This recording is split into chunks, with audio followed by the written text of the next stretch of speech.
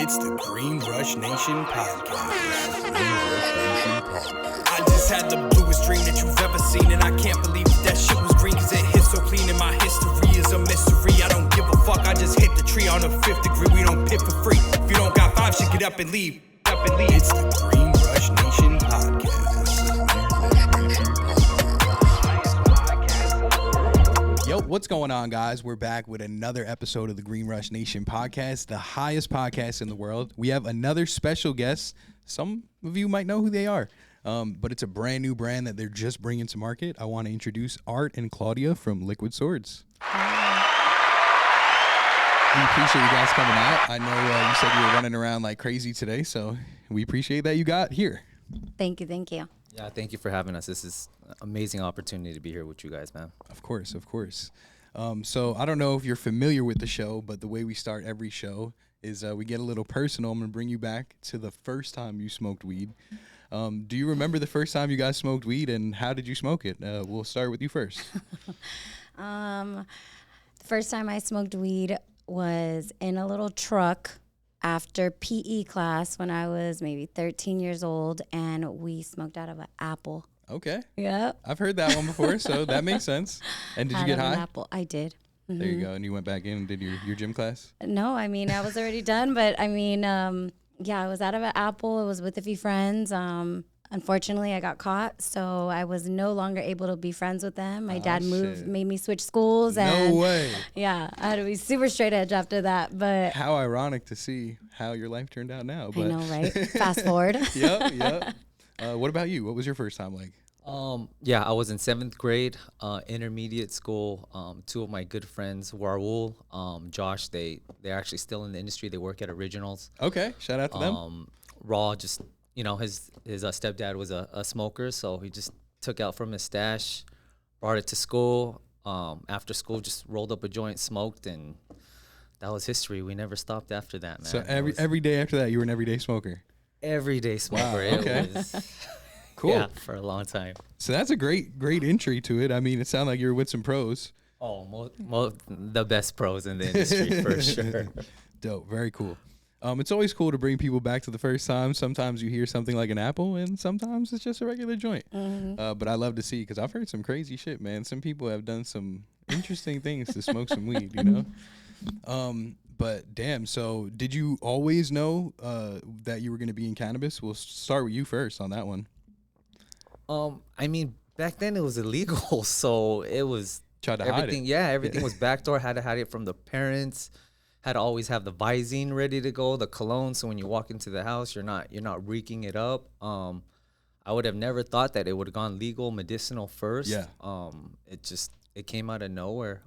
And you're from out here, I'm assuming? Born and raised? Born and raised in LA. So for you, weed was always a thing, but it was just not legal at first. Exactly. Okay, that makes sense. And what about you? Did you see your life always ending up in cannabis? No, not at all. Okay. Growing up, my parents had me really young.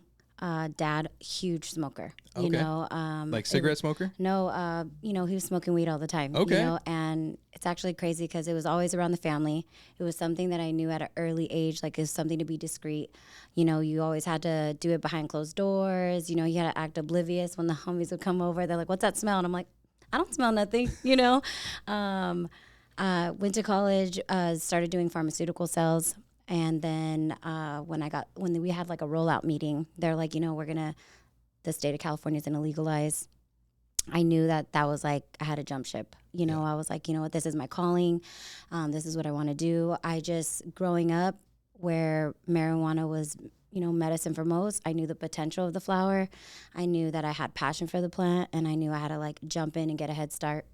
Mm-hmm. Pretty cool. So I'm sure pharmaceuticals taught you a lot about coming into this industry. Yes. Just regulations and stuff like that. So pretty similar. Yeah. And what about you? Did you always end up in cannabis, or did you kind of have a different route at first? Oh, yeah, it was totally different. I went to school to SC, graduated from there with a business degree. Okay. I was in the corporate real estate world for about 6 years. Got sick of that corporate life. Food was always a big passion for me. So I left the corporate world and decided to open up a restaurant. Okay. Did that for about 5 years, and Worked hard. Oh, I'm sure. Yeah, the restaurant industry is no bullshit. That's Yeah, for damn sure. harder than I ever had. So it was a tough time. It didn't work out the way I did. Luckily, I was able to sell the restaurant, and then once I sold the restaurant, I clicked up with my good boy Mike, and we decided to kind of just get into the industry. He schooled me a little bit. There you go. Started up our own grow, and from there, the rest has been history. So you started growing yourself? Yes. And was that like kind of the more intriguing side to you than branding and stuff like that at first? Yeah, I mean, it's just so cool just to see the whole process. Of course. Obviously, there's a ton of work that goes into the cultivation side of the industry. sure. Just as hard as it's probably just as hard as running a restaurant. It's Absolutely. labor intensive, mentally draining. But that experience of just now learning the process from beginning to end, it's just so rewarding. And when you finally have that proper harvest, like you get to see the fruits of your labor, be like, you know what, this was worth it. Yeah. This is awesome. I'm sure it's a good feeling. And it really makes you realize, because I'm from music. I come from a music background, and seeing the marijuana industry operate pretty similar in a sense that, like, it starts out with this guy, then it goes to this guy, and then the final product, and boom. But it took everyone to make sure that final product was what it is, So the artist goes in and they record it, but they're relying on the producer and the engineer to make sure that they sound good. And then the mixing and the master guy needs to make it sound even better before it gets to radio. So that's like, oh, the guy grows it, then they trim it, they make it look good, they put it in a nice packaging, and now it makes it to the shelf. Yep. So interesting. What made you guys come up with the brand Liquid Swords? Like, how did the brainchild come about? So it was probably about a year and a half ago. We wanted to create a new brand. We wanted it to be different. We wanted it to be pre-roll, somewhere in that category. So we were just brainstorming in the room with a few of my partners, Brian from AJ's Flowers, and we were just trying to figure out, like, what do we want to do? So we started bouncing off ideas. There was a couple Shaolin monk posters in the room that we were just chopping it up at. Okay.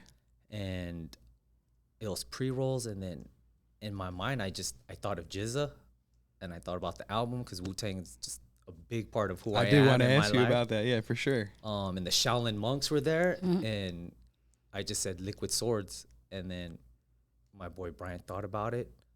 He's like, "That's it, bro." I was gonna ask you if it had any inspiration from Wu-Tang, so that's pretty cool that you did bring it up on your own. Yeah, no, Yeah. It did. So it was the posters of the Shaolin monks, and it just popped in my head. I was like, pre-rolls, Liquid Swords, it kind of goes hand in hand. There you go.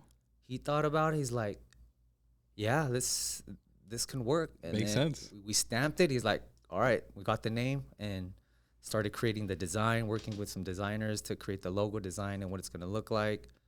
Then we decided kind of like, what do we want to do the pre-roll? We're going to infuse it, because obviously at that time, like, infusion was, pretty popular sure. and a growing trend. So we're like, let's infuse it. We grow great flower over here. Let's put our flower in there. We already have a good name with it. And then we decided we didn't even think about it at that time, but then talking about it a few months down the line, Klaudia was in the mix. We were like, let's turn this into something else. Yeah.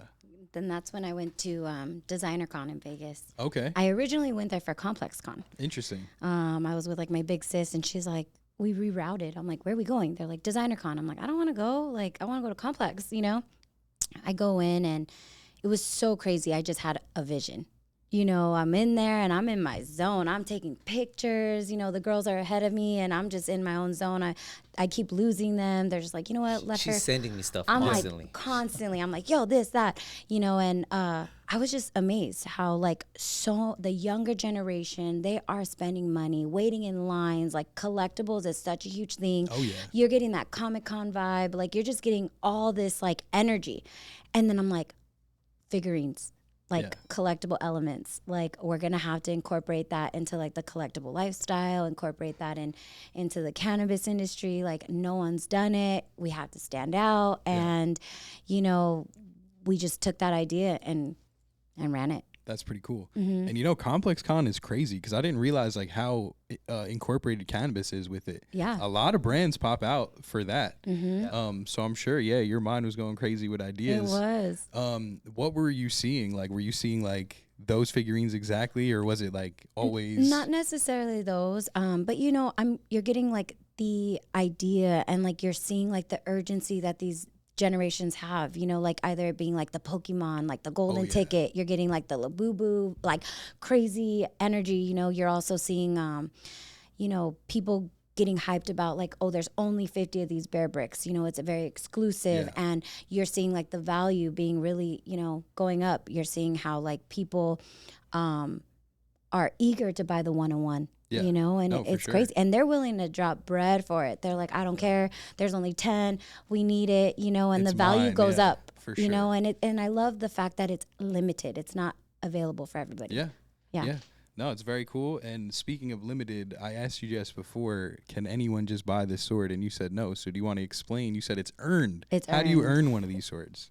Yeah. So, with our, like I said, we wanted to incorporate a collectible lifestyle. So what we did was with each of our packaging, you're going to get you're getting the pre-rolls, but you're also going to get a keepsake of a mini katana. Okay. Now, in each one of our packaging, you're going to get a mini katana and a mini display keepsake.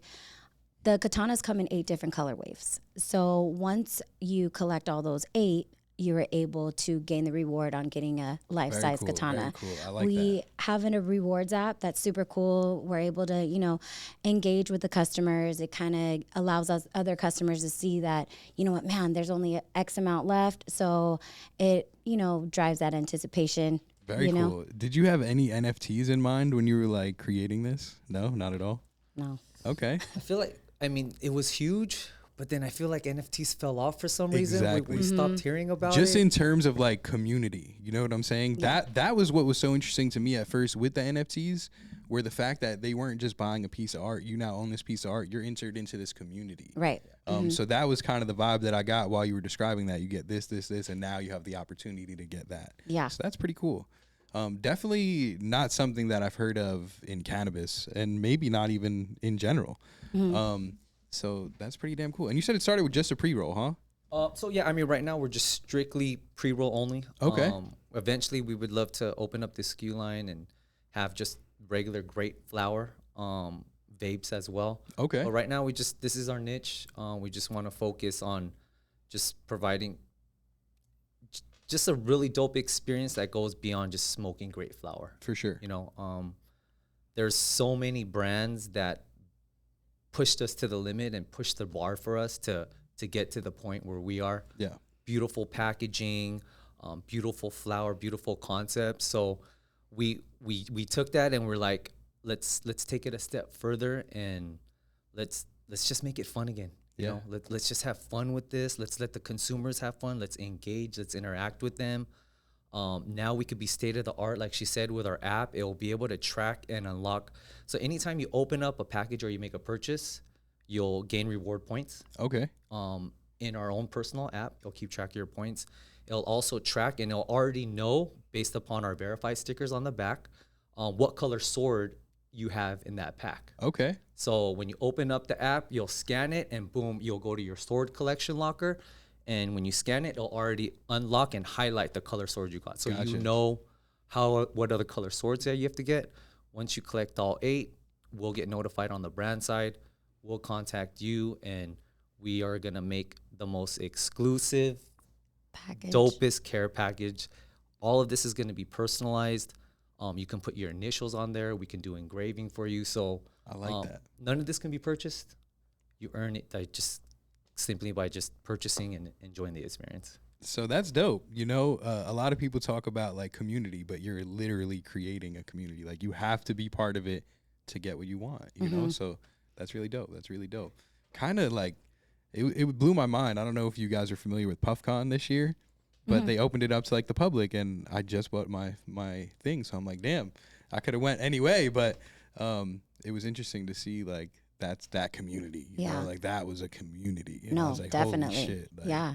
Yeah. I think it's something different, you know, and we try to like do different tiers, you know. So if you get like a golden ticket, you know, I'm reading like comic books and seeing all these different things. So we kind of did the same thing. Like if you get the golden sword, the golden reward, the golden ticket, then it boosts you up and you automatically get like the life size. So Very it's cool. like a game within a game. I like it. I like it. So you're turning it into a game for the generation that loves to game. Definitely, yeah. Have you guys faced any obstacles? I'm sure that's a stupid question, but has there been any obstacles? Tremendous. I mean, the timing couldn't have been worse. Obviously, with what we're going through right now, Of and course, the state of in the industry, and just a huge correction. And but I think we're extremely proud of what we created. Like, there's so much passion behind the brand. We believe in it. We feel like everyone else would embrace it as long as they understand what our culture is about, what we're trying to do outside of just cannabis. Yeah. We're big on philanthropy work, so a lot of the purchases or the support that you give the brand will always go back to our philanthropy projects. Okay. And we go around the world focusing on nourishment programs, educational programs for underserved, less privileged communities and Very children. cool. Build schools and provide meal programs for them. So anytime you come and support the brand, it'll help feed a child or educate a child somewhere around the world. Beautiful. And now, is that those foundations that we discussed a little bit beforehand, or is that something completely different? No, so yeah, that's the foundation. We have a nonprofit 501c3. It's Okay. called the Hans Schneider International Children's Foundation. It's been operational for about 12 years, so we've been doing the nonprofit work for a while. Extremely proud of what we do with that.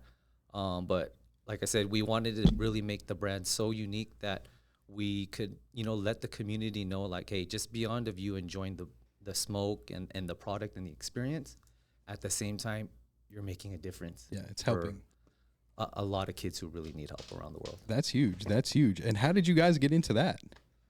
I got into nonprofit. So my pop started the foundation back in 2008. Unfortunately, he passed in 2012. I'm sorry to hear that. Thank you. So before he passed, he knew his time was limited. He, asked if I would want to step into his shoes and continue on his work and his legacy. And I flat out told him, no, Yeah. I'm not the person for the job. My dad grew up an orphan, so Wow. he grew up a totally different lifestyle than what he provided me and my sisters and God my family. bless. So I can never imagine or understand what he went through and why he's doing what he does. Yeah. I had a very privileged life with my family. But obviously after he passed, I, prayed a lot and, really asked God for some guidance to figure out like what I want to do and if I should continue this. And I heard his message, and that next day I actually walked into my corporate job and turned in my 2 weeks. And Wow. just decided to give it a try. That's powerful. Yeah. That's powerful, man. Congrats to that. And 12 years strong. So that ain't no easy feat. So No, it's congrats to you, brother. It's been extremely just rewarding, and I've got to meet so many people around the world. I can imagine. Done so many mission trips. Like, it's extremely fulfillment. That's really cool. And now, how does that, obviously you said every single purchase helps someone. So that's really cool. Where do you see the brand going now that obviously it's something bigger than just toys? It actually is a bigger purpose. This helps people. Where do you see the brand in 1 to 5 years down the line? Direct to consumers. Okay. Okay. That's what we want, direct to consumers. We want it to be, not just globally. Okay. We That's want what I was about to ask. Do you see yourself outside of California? We have to. Absolutely. Yeah. For sure. What's your opinion on the state of that, because I feel like things are pretty crazy when it comes to just the federal legalization and just the state of cannabis right now. You guys have any opinions on that? I'll let you go first. Oh, man. It's challenging. Yeah. Right now in the state of California, you're having to adapt in any given situation, almost every situation, having to navigate with compliance and regulations and, new restrictions on packaging. It's just a multiple things, Yeah. taxes, new fees from distros, fulfillment teams. It's just a lot, crazy. It's hard to stay above float, and I feel like one of my biggest challenges is either balancing passion and patience in this game because I feel like, we all get into it because we're passionate about the plant. We love the culture. But, in this game, your patience is tested, either it being, financially, everything is tested, and it's kind of like you're testing your purpose and your why. But I think like, the state in itself, it's really hard to operate in California. Definitely. And I feel like it's super regulated over here just in terms of it's been around for the longest. So they've had more time to adapt and change, and they still can't get this shit right. Yeah, really can't. So you guys said you're in 30 stores already, correct? If I'm not mistaken. That's huge. You just launched. When did you guys launch? So I did a soft launch, just an announcement on Instagram. I got a lot of love. I did a demo at the Latinas Women in Cannabis, and, I kind of just try to do a few pop-ups, and the engagement, the interaction, people were so excited. It made me happier because I was like, okay, I'm on the right track. Cool, very cool. But with doing that, I did a little soft little announcement on Instagram, just showing the packaging. With that being posted on social media, it gave me a lot of traction. So everyone's like, yo, what's up? Like, send it over. I'm like, oh, the love is loving. Very cool. Very cool. That's good to have a good exception, because like you said, you're like, oh shit, am I doing the right thing? So you guys, it's really cool. I think the collectible thing is obviously that's going to get people regardless. And are you going to plan on being at any events? I know we met at the network show, so like that's super important. How important is that, or is that on your guys' agenda? No, I feel like everything's on our agenda right now. Okay. Like we have to go hard. I want to be at like every show. I know it costs a lot, and that's like one of my best slogans, like cut costs. But, we want to get in the people's eyes. Thankfully I have a lot of good friends, and, everyone has like their dispensary. So, like I said, the love, like they were able to get the brand in. So, we're in, Big Chief at Silver Lake, Evergreen in Santa Ana, I'm at SGV PAX, and, a lot of the rapport and relationships, they're like, hey, you could put us on the shelf. So good. With that, we're getting a lot of traction, kind of just getting in the people's presence, so the shows definitely want to do that. I want to look at network show. That's something I really want to do. Shout Hall out of to the network Flowers. show. Yeah, for Hall sure. of Flowers for sure. We might be at MJ BizCon as well. Okay, that makes sense. Especially with the product like that, it would make sense to be at a show like that. Yeah, I'm trying to get in, in cahoots with like Comic-Con for 2026. Cool. That would be like a huge dream and an accomplishment for me. So we're trying to get in there. Absolutely. Yep. I mean, for me, just as a podcaster, I met so many people at these events, just like potential guests, and it's kept our just quality of guests super high. Because sure, you can get someone to sit down on your podcast every week, but are you going to get someone that is quality and that people want to hear them speak?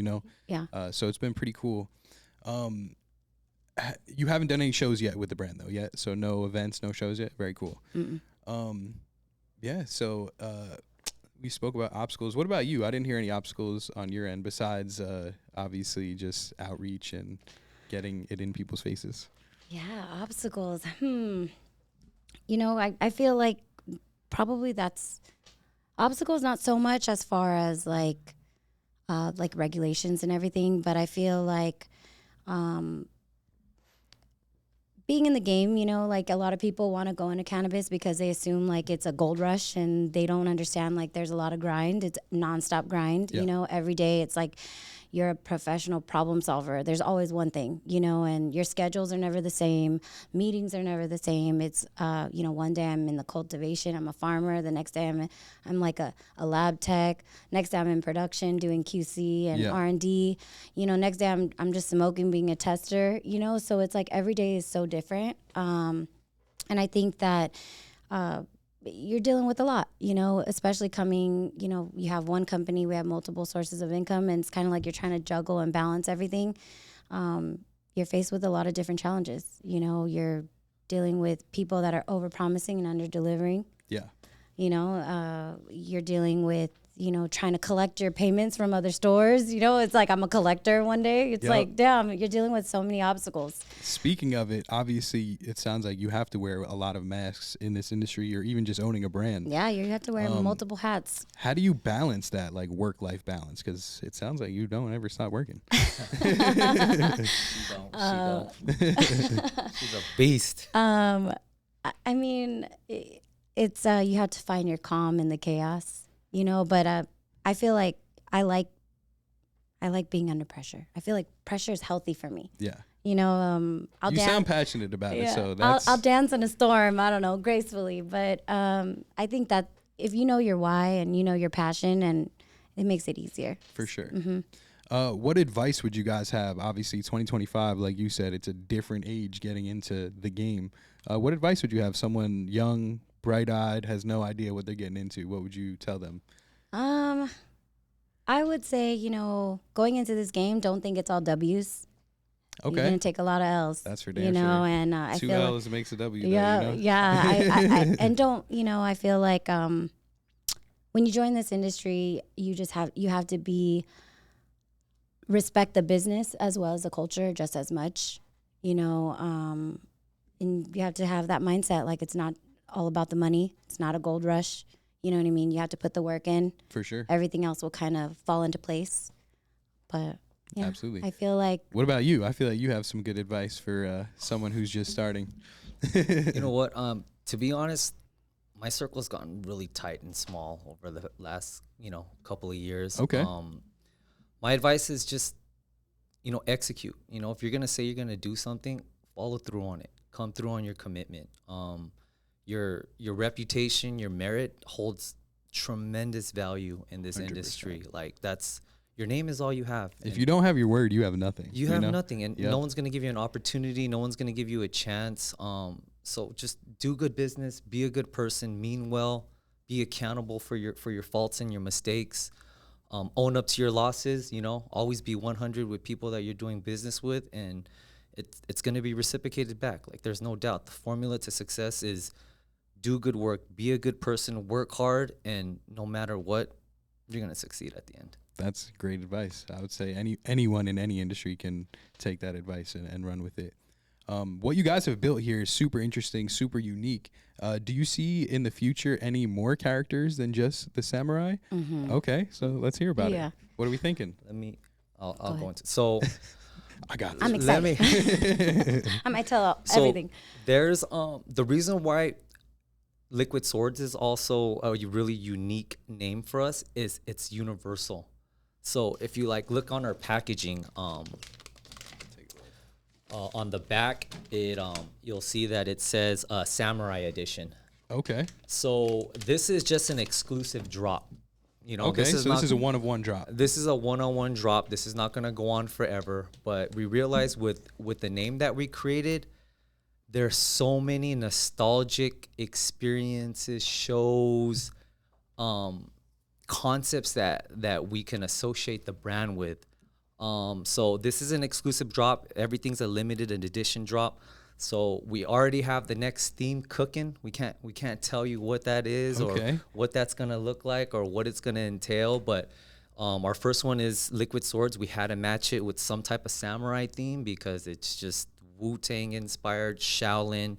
However, another thing that we didn't get to touch upon is everything's our purpose or our message behind the brand is we use the yin yang concept, the yin yang principle, and with the brand we wanted to encompass all walks of life.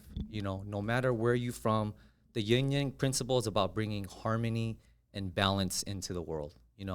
And we're many people from opposite cultures, opposite walks of life, opposite styles of work, but man, cannabis somehow always brings us together. And with that message, we wanted to incorporate the yin yang principle because it just complements the brand so well.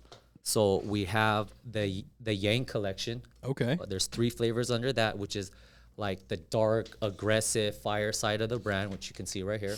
And I'm assuming that's the indica? So we have indica, hybrid, and sativa for that line. Okay. Yeah. So most of all the categories that we have will have a hybrid, an indica, and a sativa. Okay. And then the yin collection, which is like the ice, the cold, the lighter, non-aggressive side. We have that collection. Okay. And then obviously Klaudia within the mix, it's, you know, she has always stated like how important the female community is in the industry, and Of course. that it was so important that we do something that's going to cater to the females as well. And I couldn't agree with her more. So we created something exclusively packaging for the females. It's called the Geisha collection. Okay. So like I said, we thought about a lot of the fine-tuned details about the brand and how we could really be unique and bring the masses together, bring the culture together to really send our message about, man, let's have fun with cannabis again. Let's do good with this. Let's give back to the community, and let's just be young and have fun again. I'm excited to see what you guys can do with experiences, just because like you guys were just talking about that and my mind was just going like, wow, these You're could in be a game. crazy events. Yeah, like this could be nuts. But obviously there's a lot of pre-rolls on the market. What makes Liquid Swords different? You want me to answer that?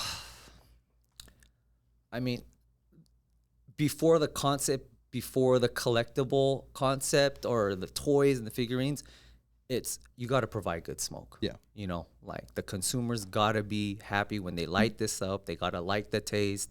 It's got to smack. It Has to. Let's be honest, bro. I mean, pre-rolls have a bad stigma right now because most people are throwing bullshit in it. They smoke like shit. They taste like shit.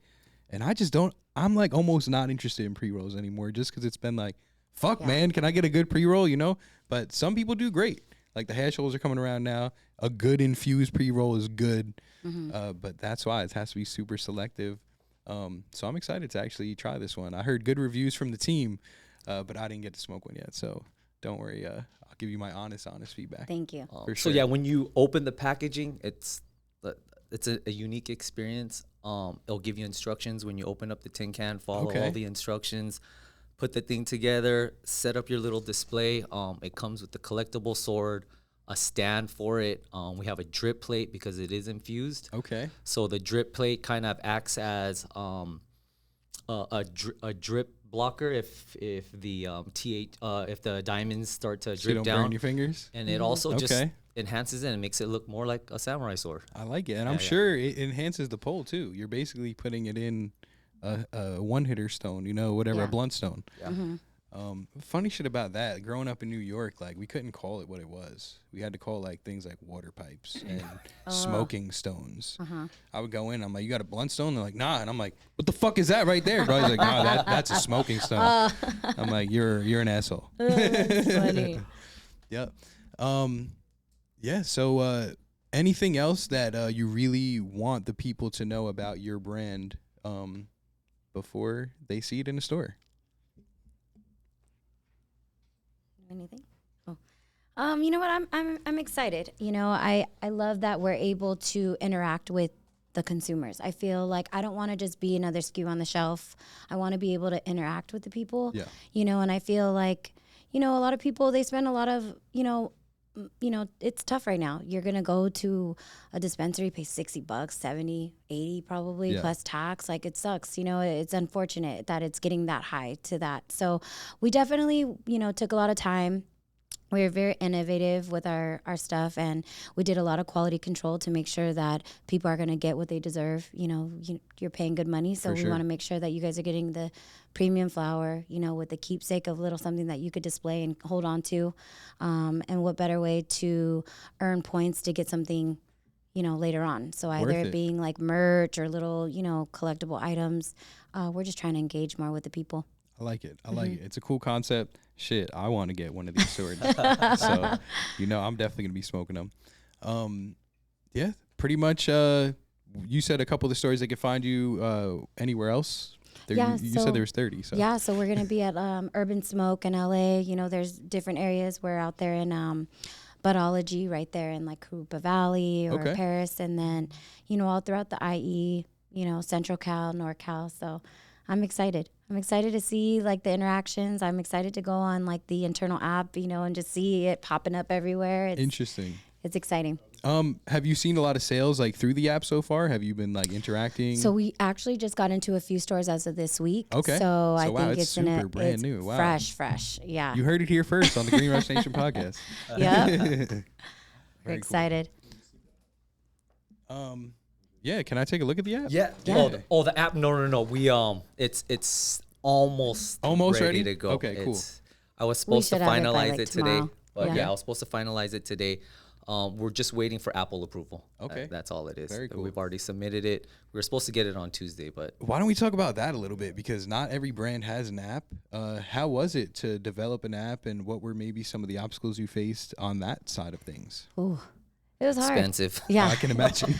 Yeah, Besides you had that. to, with that, I feel like we want to stand out, right? Yeah. Like everyone wants to bring something and introduce something and new to the game, but that's like the thing. It's like, it's costly, and if you want to do it the right way, it's like, I always say, like, being cheap is expensive. So we have to do this the right way, and let's not complicate things. And, it's really cool to be on the opposite side and seeing it develop. Yeah. The people we're working with, they're amazing. How involved did you have to be? Because like obviously apps, they're intricate. So how involved were you? Like, oh, we want to have this, that, and then did they just like, okay, cool, and then bring it away and bring it back? Thankfully, these professionals know what they're doing. So we let them suggest and kind of give us like their feedback, but they're amazing at what they do. And they listened to our vision. They brought it to life, and it's amazing. Very cool. Yeah. Very cool.